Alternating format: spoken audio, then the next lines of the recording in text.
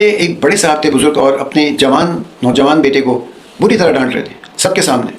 اور ایسا اکثر دیکھا گیا، اور وہ بیچارہ شرمندہ ہوا جا رہا ہے، وہ ادب میں ہے کہ والد سے بدتمیزی نہ ہو جائے، اور وہ اس کو ذلیل کیے چلے جا رہے تھے۔ مطلب یہ میں کوئی نارمل بات نہیں کر رہا کہ ذلیل کیے جا رہے ہیں، اتنی اس کی بے عزتی۔ اسی طرح سے بہت سارے ایسے بڑے بوڑھوں کو دیکھا گیا، ہمارے بزرگوں کو جو 60 سے اوپر ہو جاتے ہیں، 70، بعض چلو بہت زیادہ 80 تو میں بہت زیادہ کہوں گا، لیکن ان کے اندر جو ہے وہ پتہ نہیں کیا ہے کہ اتنا غصہ آ جاتا ہے، زبان تیز ہو جاتی ہے، تو پہلے سے ایسی تھے، بعض ہوتے ہیں لیکن بعض بڑھاپے میں زیادہ ہو جاتے ہیں، بہت تیز زبان ہو جاتی ہے۔ کیا یہ معذرت کے ساتھ بہت افسوس ہے، لیکن چونکہ یہ ایک اخلاقی اور مذہبی بھی مسئلہ ہے، کیونکہ ہم سب اللہ کے بندے ہیں اور اللہ تعالیٰ کو سب کو ہمیں جواب دینا ہے، تو حقوق العباد میں اگر ہم نے کوئی حرکت کی، چاہے وہ ہمارے والدین ہوں، چاہے وہ ہمارے بچے ہوں، چاہے وہ ہمارے شوہر ہو، بیوی ہو، بھائی بہن ہو، محلے داروں، رشتہ داروں، دوستوں، کسی کو کسی کی بے عزتی کرنے کا، اس کو جھڑکنے کا، اس کے بدتمیزی کرنے کا حق نہیں بنتا۔ یہ بھی نہیں کہ کوئی واقعہ ہو، کوئی بات ہو گئی ہو جس کی وجہ سے کوئی ہارش ہو جائے آدمی، لیکن چونکہ عادت ہے، اور کہتے ہیں نا کہ رسول اللہ صلی اللہ علیہ وسلم حدیث میں ہے کہ زبان دو جبڑوں کے بیچ میں جو گوشت کا ٹکڑا ہے، اس کی گارنٹی دے دو، اس کا حدیث کا مفہوم ہے، تو میں جنت کی گارنٹی دوں گا۔ تو یہ کوئی معمولی بات نہیں ہے، تو اس اتنی سی زبان، تو ایک اور جگہ روایت ہے کہ بڑھاپے میں جسم پورا لاغر ہو جاتا ہے، انتہائی کمزور اور سست، لیکن یہ زبان اس میں بھی تیز رہتی ہے۔ تو بھائی اس کو کنٹرول کرنا ہے، کیوں بیوی کو جھڑک رہے ہو، بے عزت کرو سب کے سامنے، لائف پارٹنر تمہاری زندگی گزاری، خدمت کی، بچے پالے، سب کچھ کیا، اس کو اتنا جھڑکتے ہیں، بعض حضرات ایسے ہوتے ہیں، اور بڑھاپے میں تو بہت زیادہ۔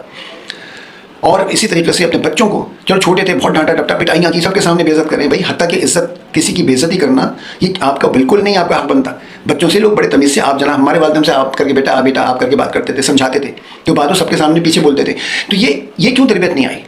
کبھی چلو کوئی بات ہوگی، بچوں کو بول دیا، کچھ کہہ دیا، آج کل بچے برداشت نہیں کرتے، لیکن یہ کہ بعض ہمارے جو حضرات ہیں وہ یہ دیکھیں کہ آج کل کے بچے کیسے پڑھ کے جواب دیتے ہیں، لیکن آپ کے بچے وہ آپ کو آج بھی جوان ہو کے بھی جواب نہیں دیتے، لیکن آپ اس کا ناجائز فائدہ اٹھاتے ہیں، اللہ کو ناراض کرتے ہیں، آپ پکڑے جائیں گے حقوق العباد کے معاملات میں۔ آپ کو بالکل اس بات کا حق نہیں بنتا کہ آپ کو اولاد دی تھی، آپ کی بیوی تھی، تو آپ کی نوکرانی تھی، جو اس کو آپ نے ہمیشہ غلام کی طرح جھڑک کے اس کو بات کی، حکم دیتے تھے خالی اس کو، اور بچوں کو ڈیگریڈ کرنا، چاہے وہ کتنی محنت کر لیں، بعض ایسے ہوتے ہیں دیکھے گا کتنا محنت کر لے، کتنی اچھی پڑھائی کر لے، کتنا گریڈ لے آئے، تجربہ کر لی، کمانے لگے، اچھا اس کو بار بار ذلیل کرنا، ڈیگریڈ کرنا، تم یہ کر نہیں سکتے، تم کیا کرو، کون سا کمال کر لیا، اگر کیا بھی تو میں نے تمہیں بنا کے کیا۔ بھائی آپ کو کس نے دیا، آپ کو اولاد کس نے دی، آپ کو استطاعت کس نے دی کہ آپ نے اس کو پڑھا لکھا کے حد پہنچایا؟ اللہ تعالیٰ نے۔ تو اللہ تعالیٰ آپ سے پوچھ لیں، آپ کے والد آپ سے پوچھ لیں، اگر آپ کے والد نے آپ کے ساتھ یہ کیا تھا تو غلط کیا تھا، آپ اس کو ریپیٹ کیوں کر رہے ہیں؟ وہی کر رہے ہیں جو آپ کے والد، آپ کو تو چاہیے تھا آپ ہرگز نہ کریں۔ تو بھائی اللہ سے ڈریں، اللہ کے حقوق کو تو چلو حقوق اللہ کے بندے کا معاملہ ہوتا ہے، نماز نہیں پڑھی، قضا پڑھی، کیا روزے رکھے، وہ اللہ اور بندے کا جواب ہے، لیکن جہاں بندوں کا معاملہ آئے گا تو وہاں اللہ کی معاف کرنے کا، اللہ جب معاف کرے گا جب بندے معاف کریں گے۔